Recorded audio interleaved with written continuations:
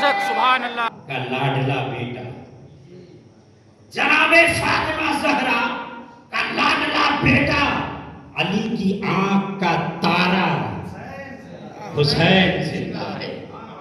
سبحان اللہ، علی کی آنکھ کا تارا حسین زندہ ہے، اور اسی کے فیض سے پھیلی ہے روشنی ہر تک ہر سو، اسی کے فیض سے پھیلی ہے روشنی ہر سو، بتا رہا ہے نظارہ حسین زندہ ہے، بتا رہا ہے نظارہ حسین زندہ ہے۔ اور کیا آپ کو معلوم نہیں ہے، اپنے طور پر بھی آپ سمجھ سکتے ہو کہ کربلا کی تپتی ہوئی ریت پر جب حسین اعظم کو شہید کیا گیا ہے، ان کے بدن کے اوپر 72 زخم لگے ہیں، جس زخموں سے چور چور ہے اور شہادت کا جام پی لیتے ہیں۔ دنیا نے دیکھا تھا سر کو جسم سے الگ کیا گیا ہے، بدن کو ٹکڑے ٹکڑے کیا گیا ہے، ہاتھ کو ان کے بدن سے الگ کیا گیا ہے، قدم ناز کو بدن سے الگ کیا گیا ہے، جسم کو ٹکڑے ٹکڑے کر دیا گیا ہے، اور دنیا کی نگاہوں نے دیکھا تھا کہ حسین شہید ہو چکے ہیں، ان کا جسم الگ ہو چکا ہے، ان کا سر الگ ہو چکا ہے۔ دنیا والوں کی نظر میں ان کے اوپر موت طاری ہو گئی ہے، مگر حسین آیت قرآنی پڑھ پڑھ کر کے اسی حال میں اعلان کر رہے تھے، حسین زندہ تھا، زندہ ہے، زندہ رہے گا۔ خود کچھ کسی کے ساتھ خصوصیت نہیں ہے، بلکہ محرم شریف کی پہلی شب سے لے کر پورے محرم میں، پورے عالم میں ڈنکا بجایا جاتا ہے اور یہ کہا جاتا ہے حسین زندہ ہے، حسین زندہ ہے، حسین زندہ ہے۔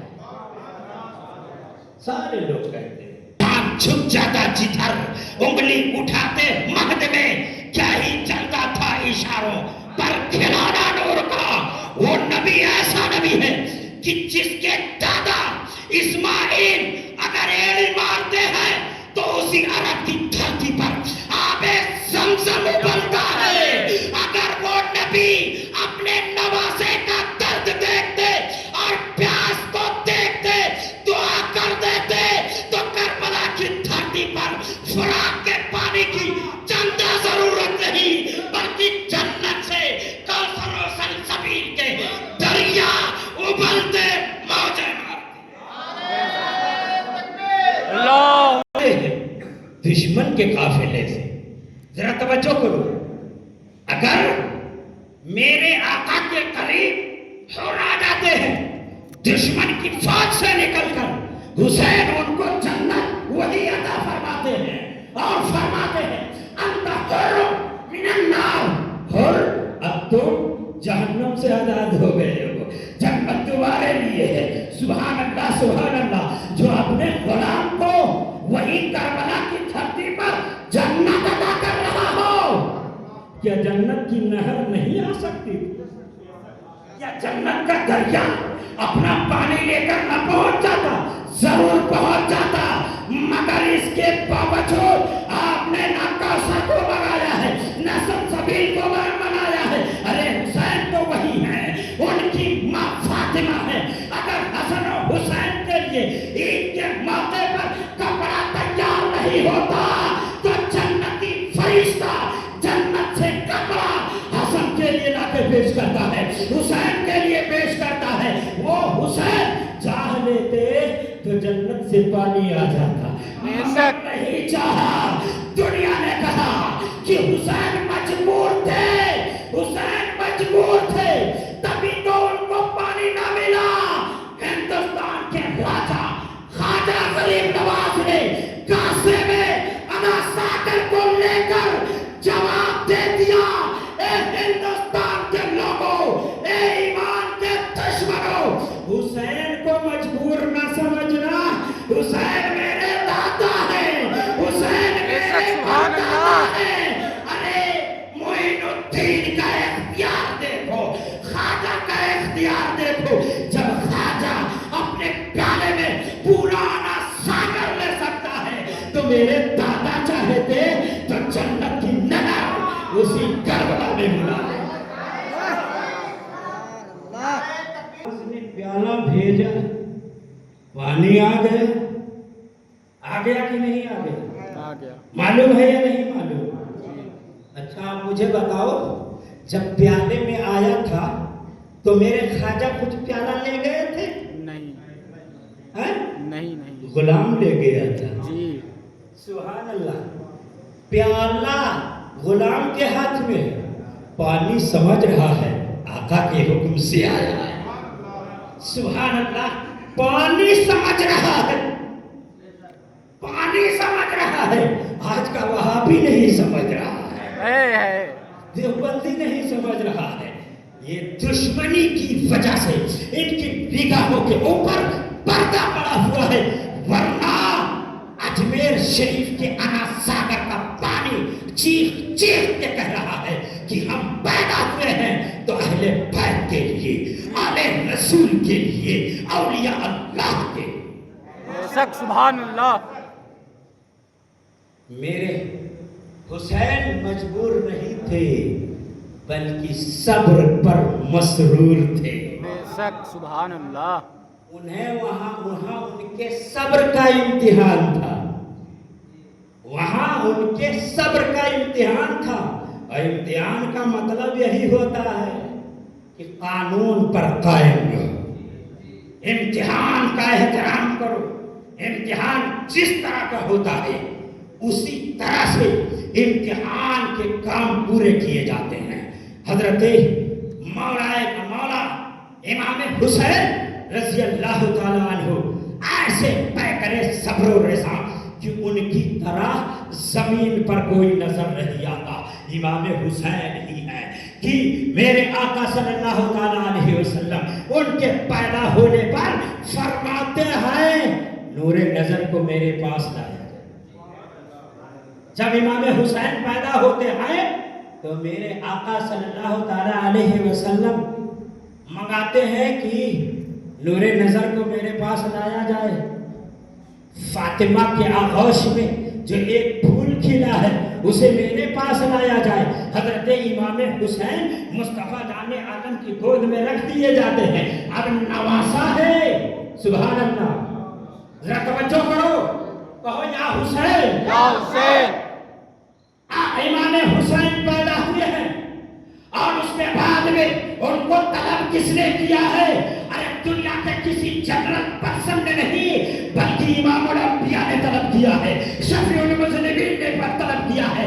जमीन के दादा, आसमान के बादशाह मुहम्मदुर रसूलुल्लाह ने बुलाया है और बुलाने के बाद अपनी गोद में ले जाया है। अब सुनो, ऊपर से नाना का जगमगाता हुआ चेहरा है और निगाहें हुसैन की है। सब सुभान अल्लाह।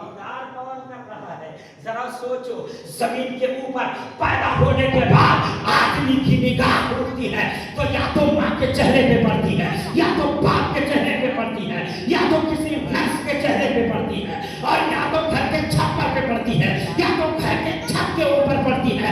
इस तरीके से जैसा माहौल होता है वैसे निगाह दुनिया में खुलने के बाद वो निगाह उससे टकराती है।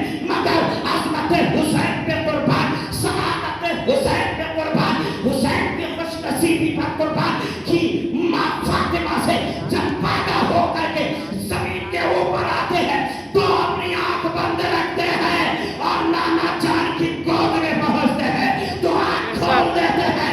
गोया अर्ज करते हैं कि जमीन पे आया हो, इस तमन्ना से आया हो कि यहाँ पर आंख खुले तो सामने चेहरा इमाम किबरिया का हो। निगाह हुसैन की हो, नजर हुसैन की हो, चेहरा मुहम्मदुर रसूलुल्लाह का हो। कौन चेहरा मालूम है? कौन चेहरा?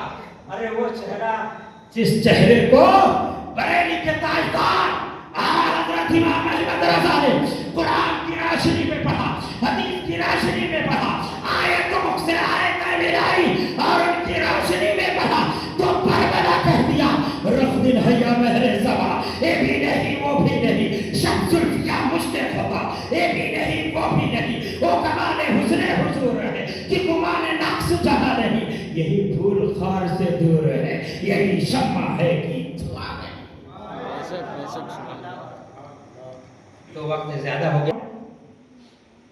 بلال حبشی نہیں ہے، سلمان فارسی نہیں ہے، ابو بکر صدیق نہیں ہے، عمر فاروق نہیں ہے، سعید ابن جبیر نہیں ہے، حضرت ابو سعید خدری نہیں ہے، بلکہ خود بنفس نفیس رسول اعظم ہے، خود نانا ہے اور بڑے پیار سے پڑھ رہے ہیں، اذان پڑھ رہے ہیں، اقامت کہہ رہے ہیں، گویا اشارہ کر رہے ہیں، اے میرے نواسے سن لے، تو دنیا میں آیا ہے سب سے پہلے تیرے کانوں میں جو آواز آ رہی ہے وہ تیرے نانا جان کی آواز ہے، اس کا لحاظ رکھنا۔